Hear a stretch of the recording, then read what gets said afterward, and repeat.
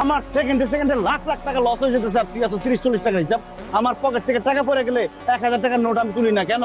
কারণ ওই টাকা তুলতে গেলে যে সময় লাগবে সেই সময়ের মধ্যে আমার মোবাইলে 2 লাখ টাকা ক্যাশ ইন হয়ে যায়। ও কাকা, ওর পিস্তলে বুলেট থাকলে আমার পিস্তল থেকে কি গোলাপ ফুল বেরোবে?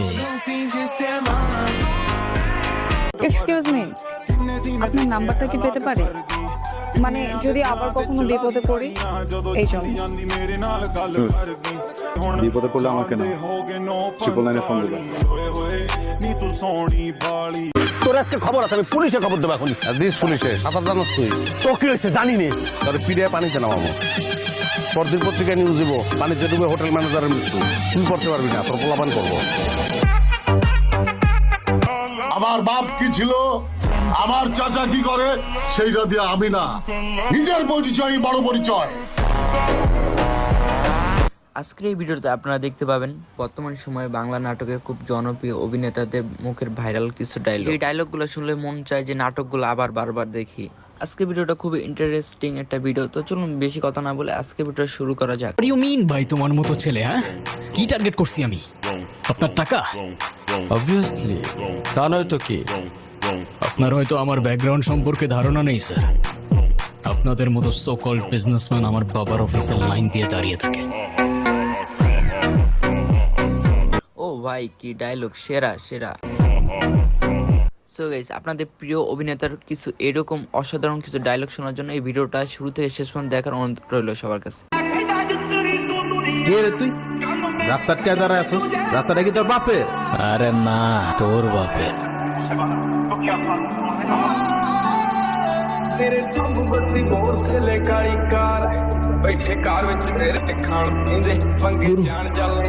আমার মাফ করে দে গুরু।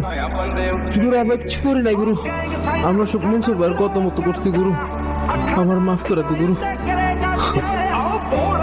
এত তাড়াতাড়ি ভিজিয়ে দিলি?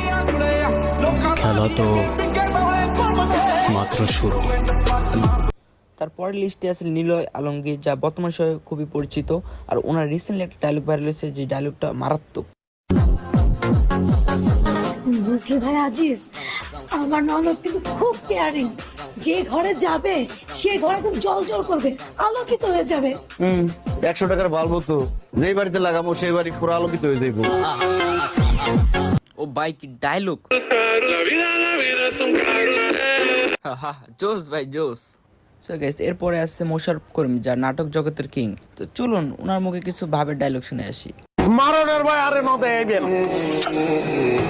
আই দেখছি আর জীবন আরে বহুত মারছে। আমি মাছ দরজায় গেছি, পার হয়ে গেছি, একবার দুইবার না বহুতবার গেছি। আমি জানি জীবন কারে কয়। কেউ আবার উইরে উইরে মারতে হইব না তোমারে? কেন মারতে হইব তোরে?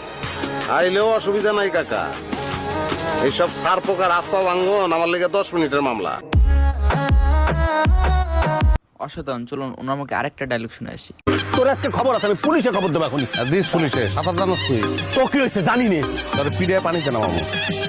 পরদিন পত্রিকায় নিউজ দিব, পানিতে ডুবে হোটেল ম্যানেজারের মৃত্যু। তুই করতে পারবি না, তোর পোলাপান করবো।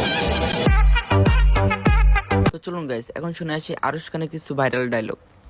ও এতই বোকা, ও বোঝেই নাই ওই কাল লগি কি করতেছে, ভুলে গেছে গা, বুঝছো? যদি কম্পিউটারে থাকে না, আমি চ্যাট জিপিটি ওরে এআই এর মার দেবো, এআই এর মার। আচ্ছা তুই মনে ভুলে গেছিস যে চ্যাট জিপিটি কম্পিউটারই চলে। আরে বেটা, ওই 90s এর মডেল, আমি 2069।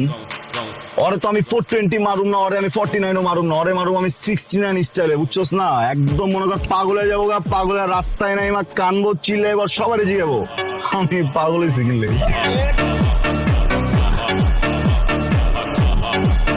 সত্যি আরশ খানের এই ডায়লগগুলো ছিল শোনার মতোই আসলে। এক্সকিউজ মি, আপনার নাম্বারটা কি পেতে পারি? মানে যদি আবার কখনো বিপদে পড়ি এই জন্য।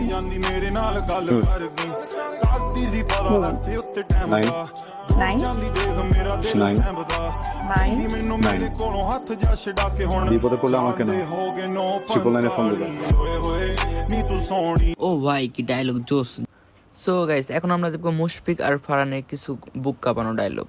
বস্তির মাস্তান থেকে এই শহরের মাফিয়া ভাই।